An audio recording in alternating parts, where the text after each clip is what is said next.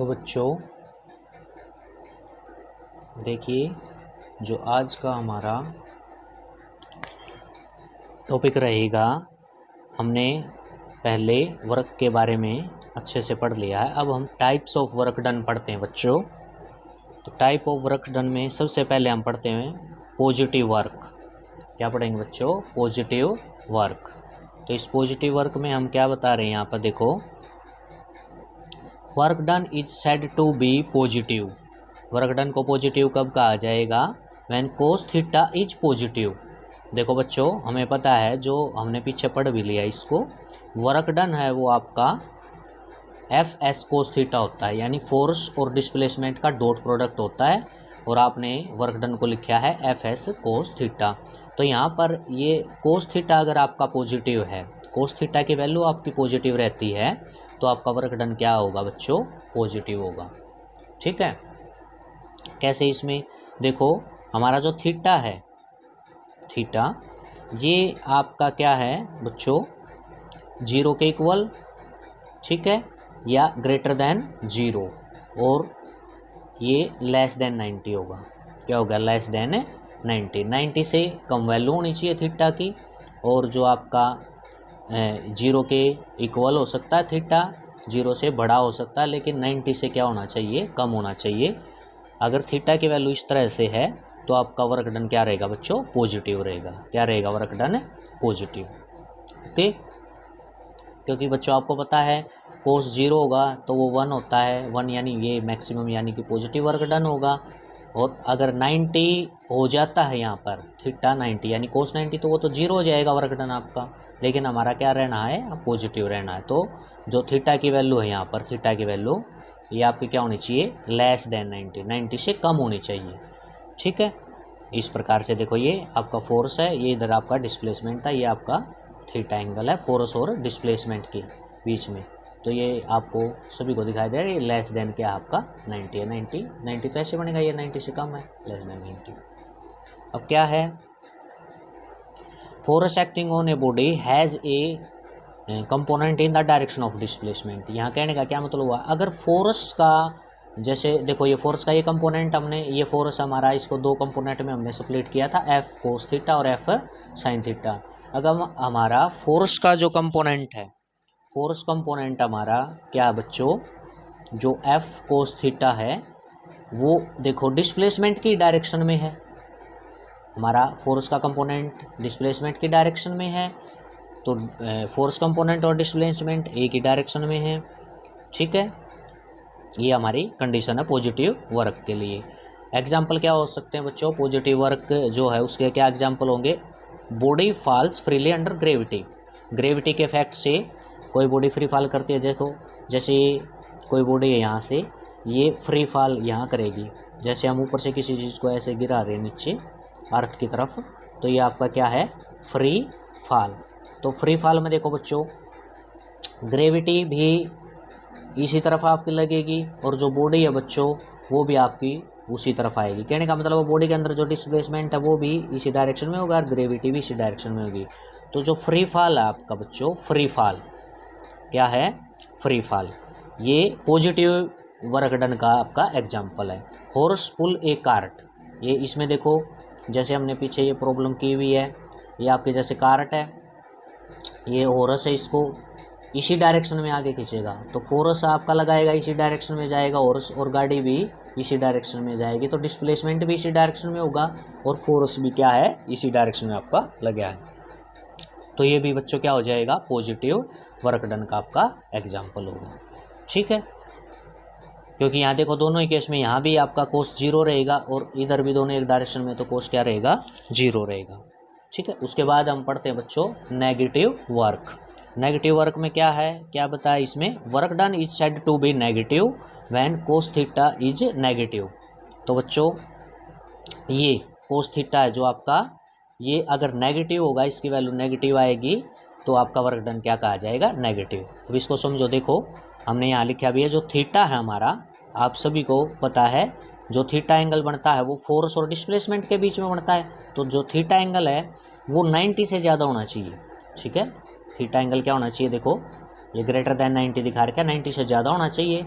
और किसके इक्वल हो आपका 180 डिग्री है जो इसके इक्वल हो सकता है या इससे कम भी हो सकता है। ठीक है, दोनों केस हैं यहाँ पर 180 वाले इसमें, लेकिन 90 से क्या है, 90 से ज़्यादा होना चाहिए जो आपका थीटा है, तब आपका वर्क डन क्या रहेगा बच्चों, तब आपका वर्क डन रहेगा नेगेटिव।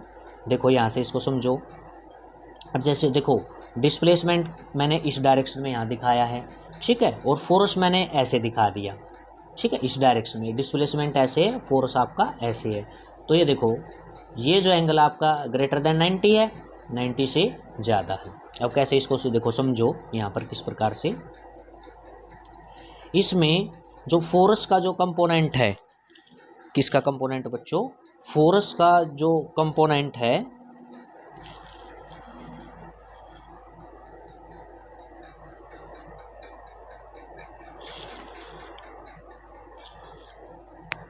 इसमें बच्चों देखो फोर्स का जो आपका कंपोनेंट है यहाँ पर, ये आपका एफ कोस थीटा इस डायरेक्शन में, कैसे बताया बच्चों, इस डायरेक्शन में। देखो क्यों बताया आपका, देखो ये फोर्स इधर है तो आपका कोस थीटा वाला कंपोनेंट इधर तो जाएगा नहीं, इसका साइन वाला इधर आपको हो कि साइन वाला इधर हो जाए और कोस वाला इधर, क्यों, ये इस डायरेक्शन में आपका फोर्स है। तो मैं देखो इसको थोड़ा सा इस प्रकार से अगर मैं इसको एक्सटेंड करूँ, ये फोर्स इधर है तो ये इधर ऐसे मैं इसको एक्सटेंड करूँगा तो ये क्या हो जाएगा फोर्स का, देखो ये भी आपका क्या है, ये अगर थीटा है तो ये भी आपका क्या हो गया, थीटा हो जाएगा, वर्टिकली अपोजिट एंगल है, ये आपका क्या हो जाएगा थीटा। अगर फोर्स को हमने इस साइड में ऐसे माना है तो ये आपका थीटा हो जाएगा। थीटा हो गया तो आपको पता है बच्चों क्या, जो थीटा बना है इसी की साथ आपका कौन सा कंपोनेंट आता है, जहाँ थीटा बनता है उसके साथ कौन सा आता है, एफ कोस, कोस वाला कंपोनेंट आता है। तो ये एफ कोस थीटा आपका इस डायरेक्शन में होगा, ये फोर्स है एफ कोस थीटा इस डायरेक्शन में होगा, और एफ साइन थीटा आपका क्या हो जाएगा, इसके ऐसे परपेंडिकुलर होगा। तो इस चीज़ को आपने यहाँ समझना है अच्छे से।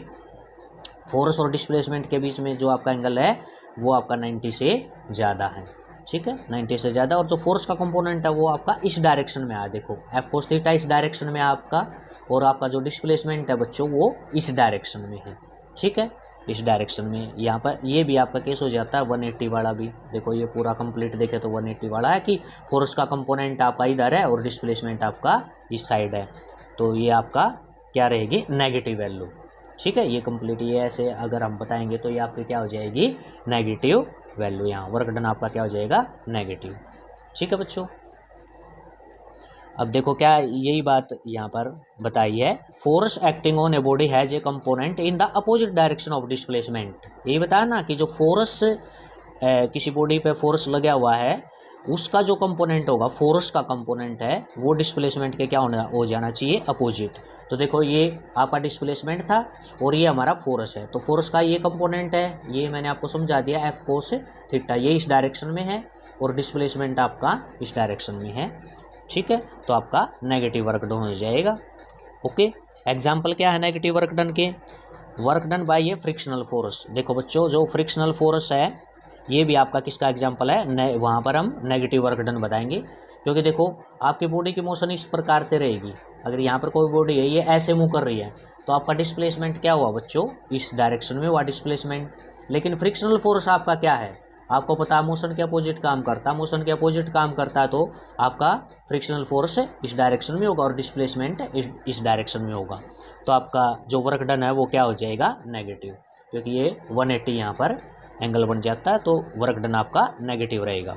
ओके, सेकेंड एग्जाम्पल देखिए, when a body lifted upward then work done by gravity is negative, ठीक है, यानी कि हम किसी चीज़ को देखो बच्चों ऊपर की तरफ अपवार्ड, ऊपर की तरफ हम मान लिए किसी चीज़ को थ्रो कर रहे हैं, ऊपर की तरफ थ्रो कर रहे हैं या ऊपर की तरफ उठा रहे हैं, लेकर जा रहे हैं, लिफ्ट कर रहे हैं ऊपर की डायरेक्शन में ऊपर, ठीक है, और तो ग्रेविटी क्या लगती है, हम किसी चीज़ को ऊपर फेंकते हैं तो वो डिस्प्लेसमेंट आपका अपवार्ड डायरेक्शन में हो जाएगा, लेकिन ग्रेविटी उसको क्या करेगी, नीचे की तरफ खींचती है, तो ग्रेविटी आपको पता ही है ऑलवेज डाउनवर्ड, नीचे की तरफ आपकी लगती है। तो ये भी देखो डिस्प्लेसमेंट ऊपर है और जो ग्रेविटी का जो फोर्स है हम कह सकते हैं, जो ग्रेविटेशनल फोर्स है उसकी डायरेक्शन तो ये अर्थ के सेंटर की तरफ होती है, नीचे की तरफ हम कह सकते हैं, ठीक है, जो अर्थ की ग्रेविटी है वो आप बता सकते हैं कि अर्थ के सेंटर की तरफ, यानी ग्रेविटेशनल फोर्स से ही आपकी ग्रेविटी काम करती है।